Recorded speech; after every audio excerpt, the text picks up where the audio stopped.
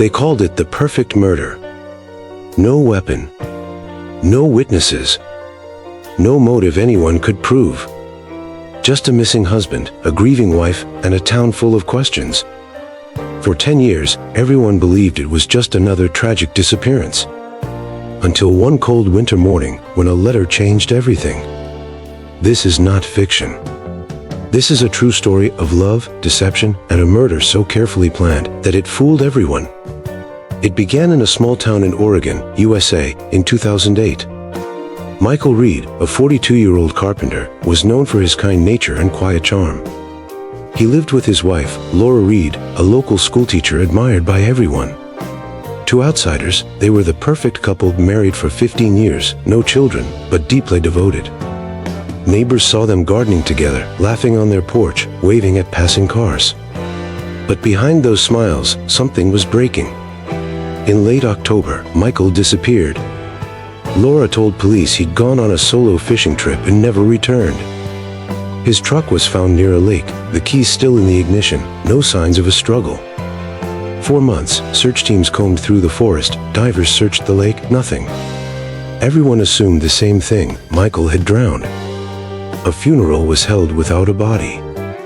Laura cried, trembled, and held Michael's photo so tightly that even detectives felt sorry for her. The case was quietly closed. Life moved on. Laura sold the house, left the town, and started over in Washington.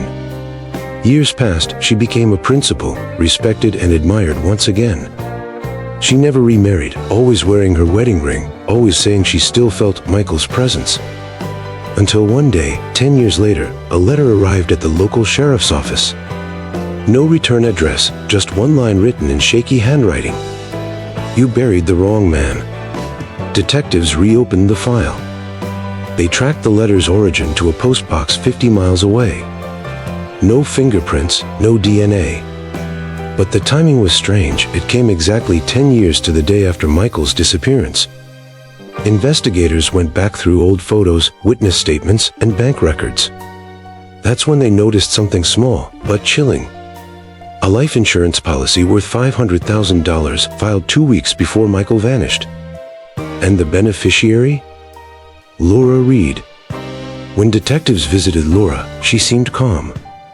She offered tea, smiled politely, and said, "If you think I killed my husband, you're wasting your time." Her confidence was disarming. But technology had changed in 10 years, and so had forensic science. The team decided to retest the old evidence, including mud from Michael's truck tires. That's when everything began to unravel. The soil found on the tires didn't match the lakeside at all. It matched the ground behind the Reed's old house, 5 miles away.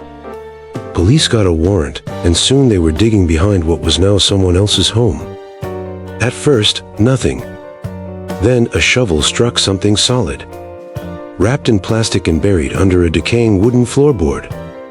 They found the remains of a man, his wrist still wearing a broken watch engraved with one name, Michael. The autopsy revealed blunt force trauma to the back of the head. It wasn't an accident. Detectives confronted Laura again. For 6 hours, she denied everything. But when they showed her the engraved watch, her hands began to shake. She whispered, "He was leaving me." She confessed. Michael had been planning to move out. He'd fallen in love with someone else. The night he told her, they argued. She grabbed a heavy vase from the table and hit him. He never got up again. Panicking, Laura hid the body in the basement until midnight. Then she buried him under the shed and drove his truck to the lake to stage the disappearance. For years, she lived her life as the grieving widow, respected, admired, even pitied. When asked why she wrote the anonymous letter, she said, "I couldn't sleep anymore.